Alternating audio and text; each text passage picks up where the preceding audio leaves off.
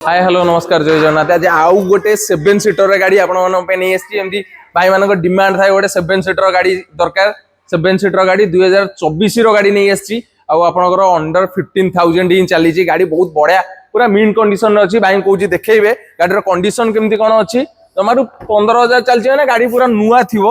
देखे दूसरी स्टार्ट करके कौन कंडीशन अच्छी आपंकर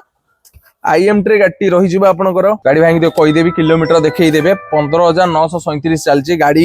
स्टेपिन भी यूज होनी आ कंडीशन कथा जदी देखिबा गाड़ी बहुत ही एक्सीलेंट कंडीशन रे अछि गाड़ी साउंड भी देखई दूची